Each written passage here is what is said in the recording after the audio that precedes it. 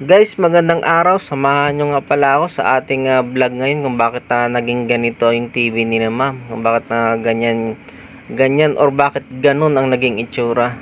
Yan po mga sir, kukuhanin na natin yung ating service. Pinagmamalaki ko nga pala po si SYM natin gamit kasi po safe na safe po tayo rito kahit saan natin ipasok, kahit saan tayo mag-home service. Kahit ipasok natin to sa squatter, safe na safe.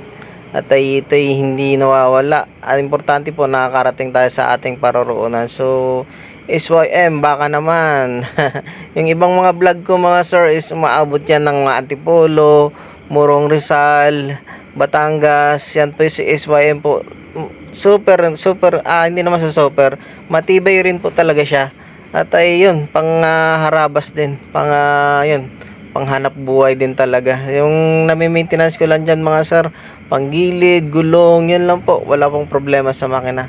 Ayan po, papasok na tayo sa kanilang subdivision nila ma'am. So tingnan na natin yung TV pala nila ma'am po is Huawei. Ben Huawei 55 inches po, nabubulol na. Yan po, papasukin na natin, siservisan na natin si na ma'am.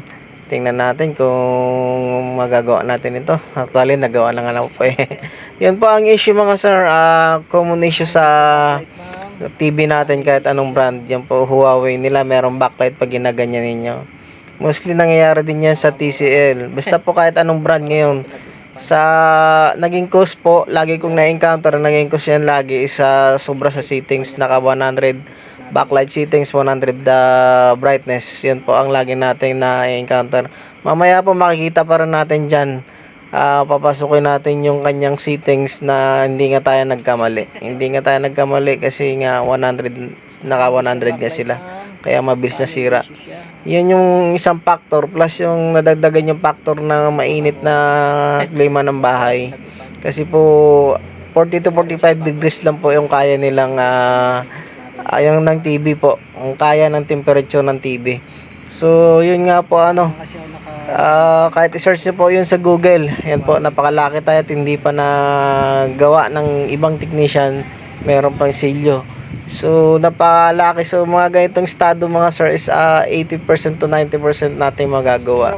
Kasi nga po hindi pa na-eksperimentuhan yung kanyang screen o yung kanyang panel.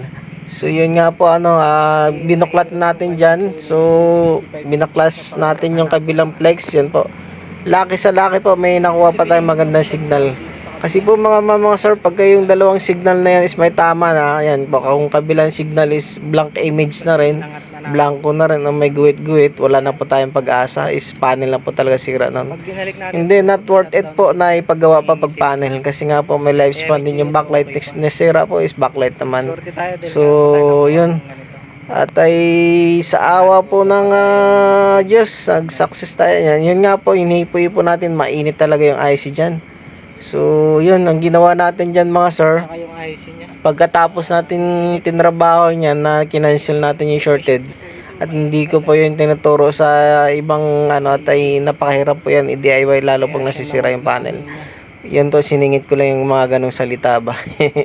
Pero yun nga po mga sir, pagkatapos natin dyan ginawa, kaya naging ganong itsura ng kanyang board. Kaya dyan sa caption napakaraming aluminum kasi nga napakainit ng mga IC niya.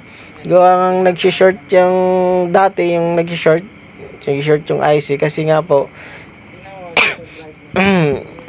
maliban po kasi sa naging cause ng pag-shorted ng kanyang panel po, yun nga po, at uminit yung kanyang IC, umiinit yung kanyang IC. Yun ko po yung isang naging dahilan ba't umiinit yung mga IC niya. Yung pangalawa po na ginawa natin yung ganong style na nilagyan natin po, yung hinihipo natin dyan na mainit. Kasi po hindi talaga po pwedeng ganyan na ganyan lang yung heatsink niyan. Kasi po kahit po sa mga lumang TV, mga lumang LED TV, makapal talaga yung aluminum niyan na nilalagay dyan. Lalo po pag branded, pag mga Sony TV, ako po, napakakapal ng aluminum yan dyan para mawala lang yung init ng mga IC. Kumbaga meron siyang malaking heatsink, may trabaho talaga yung heatsink mga sir. So kaya nga po at tumatagal tayo sa isang trabaho at ay sa isang home service. Minsan nakagawa lang tayo ng isa, masaya na tayo, pero at least nagagawa natin ng maayos ng home service, may quality. Yan nga po, humingi tayo ng aluminum foil dyan kasi yan nga po, wala naman tayong daladalang aluminum yan sa pag nag-home service tayo. So yun yung mga home remedies natin kaya tumatagal yung gawa natin. Promise po tumatagal. Kaya nga po may 3 months warranty po yan Kaya nga nilalabang ko ng 3 months warranty yung gawa natin kasi nga tumatagal naman talaga. Tsaka may prevention yung ginagawa natin. Prevention is better than cure. Isa na tong prevention, isa na tong good service natin mga sir, pagka madumi na yung TV ninyo, ito ay pinupunasan talaga din naman natin. Hindi po natin pinapababayaan. Yun yung quality na service na ginagawa natin lagi. Pero tayo palagi sa ating mga customer. Hindi lang yung basta-basta na pagkatapos ng gawa, uwi na agad, babay na. Or yun nga, hanap na agad ng ibang trabaho, pero yung quality ng trabaho mo, quality ng serbisyo parang hindi happy si customer. So yun nga po kasi nga po nakapagtrabaho din tayo sa mga hospital, sa mga services na tinatawag. So meron tayong quality services na sinusunod or customer services. So nasanay tayo dun sa mga ganong training. So yun mga sir, kaya natin ginawa yung aluminum foil na yun to heat sink. Nasa design din, nasa lumang disenyo ng mga TV, pag binuksan nyo yan, may makakapal yung mga heatsink nun, makakapal yung aluminum. Ito kasing Huawei po is China din, kaya nga tinipid sa materials. Kaya yun, mabilis na sira. Pero itong TV ni man 3 years na raw to. Pero at least ganun tumagal. Yung iba kasing 2 to 3 years lang, pag Samsung po, nagaganyan na rin.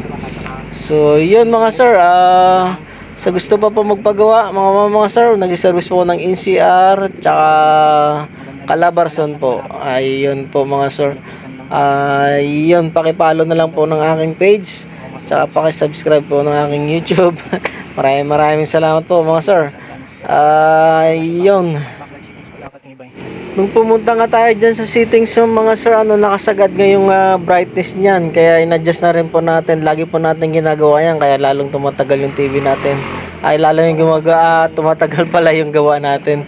Yun po lagi natin binibilin. Hindi po natin nakakalimutan yan. Kahit po sa mga old videos natin, sinasabi pa rin natin dito yung saktong adjust ng brightness sa backlight settings. Good po rin yun sa mga anak natin. Hindi masakit sa mata. Parang itong cellphone natin, subukan nyo isagad, umiinit din. Tsaka masakit din sa mata, 'di ba? Yun din po yung TV. So naghahanap siya ng sisirain. Sa cellphone naghahang. So yun po yun yung lagi nating binibilin. Yun yung lagi nating binibilin na mga prevention para tumagal. Para yun, sa awa naman sinusunod naman ng mga dati nating mga customer, kaya ay yun, tumatagal talaga. Tumatagal yung trabaho natin o yung gawa natin kasi binili natin na maayos at sinusunod naman nila. Hindi na rin sila nagiging pasaway. Tsaka nang nalaman nila na ganun pala dapat yung TV. Kasi nga po, pagka nakadisplayan sa mall, natural na isagad dyan para mabenta agad. Para mabili agad ng customer. So yun nga, pauwi na tayo. Maraming salamat po mga sir sa panonood po. Pakipollow na lang po talaga ng aking page saka YouTube po. Maraming salamat po talaga. God bless us.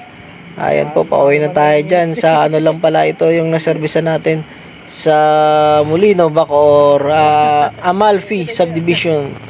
Molino, Bacoor, Cavite. Yun, buti na lang naisabi ko pa rito, naisingit ko pa rito. Ayan, pauwi na tayo dyan. Maraming salamat po talaga. God bless us. Thank you.